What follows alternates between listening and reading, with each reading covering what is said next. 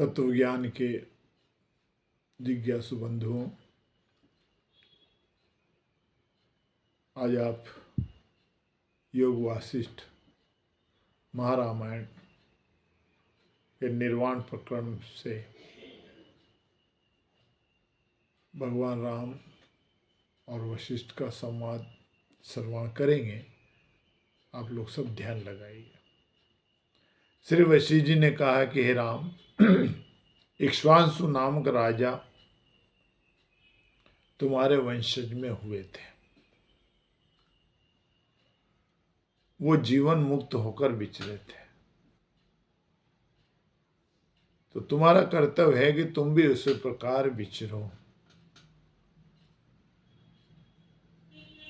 हे राम, एक बार राजा इक्ष्वाकु के पास ब्रह्मलोक से शंभु नामक मुनि आए।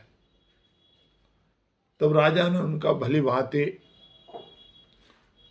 आदर सत्कार पूजा पाठ किया और कहने लगे कि हे मुनिवर, मैं आपसे एक प्रश्न करता हूं।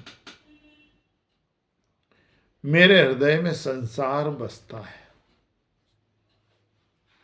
मेरे हृदय में संसार बसता है, और जैसे समुद्र को बड़वाग्नि जला देती है, वैसे ही मुझको वो संसार जलाता रहता है।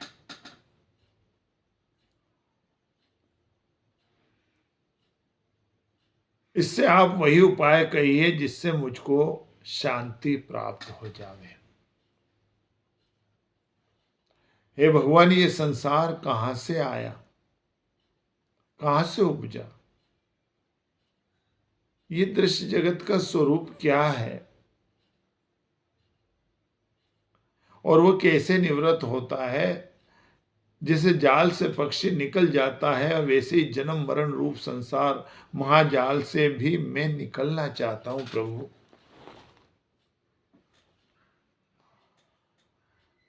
जैसे वरुण समुद्र के सब स्थान जानते हैं, वैसे ही तुम जगत के सब व्यवहारों को जानते हो और संशय के निवृत्त करने वाले हो। अज्ञान रूपी तम के नाश करता हो। तुम सूर्य हो, तुम्हारे अमृत रूपी वचनों से मैं शांति को प्राप्त हो जाऊंगा।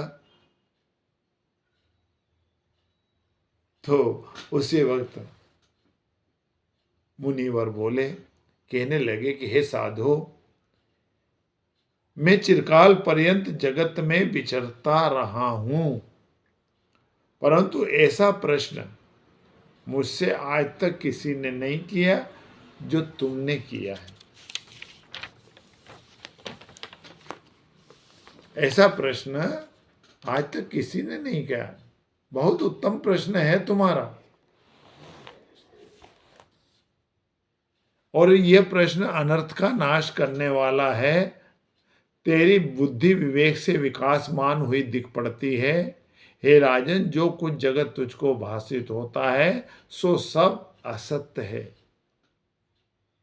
जैसे रस्सी में सर्प स्वप्न में दूसरा चंद्रमा भ्रम से दिखता है, वैसे ही ये जगत असत रूप है। जैसे जल में चक्र और तरंग असत रूप है, वैसे ही जगत असत रूप है।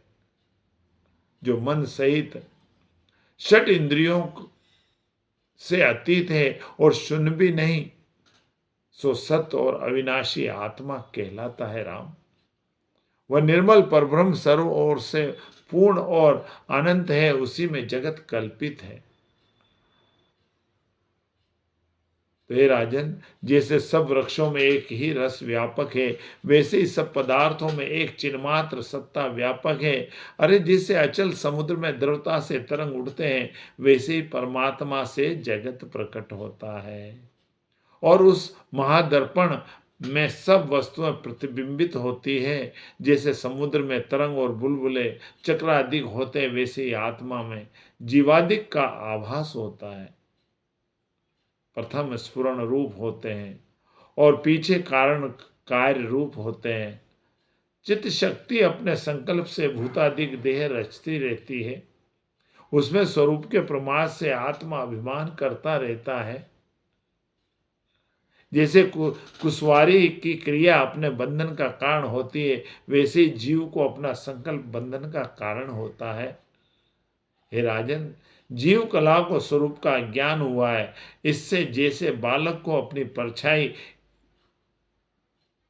यक्ष रूप होकर डराती है, वैसे ये नाना प्रकार के आरंभ को प्राप्त हुआ है और अकारण ही ब्रह्म शक्ति फूटने से कारण भाव को प्राप्त हुआ है। उसमें बंधन और मोक्ष भाषित होते हैं, पर वास्तव में न बंधन है न मोक्ष। निरामय ब्रह्म ही अपने आप में स्थित है, उसमें एक और अनेक कुछ नहीं कह सकते। तो इससे बंधन मोक्ष की कल्पना को त्याग कर अपने स्वरूप में स्थित हो जाओ। इति श्री योग वशिष्ठ निर्वाण प्रकरणे इक्ष्वांशु प्रत्याक्षोपदेशो नाम पंचनम व्यतीत संसर्गः। ओम नमो नारायण। ओम नमो नारायण।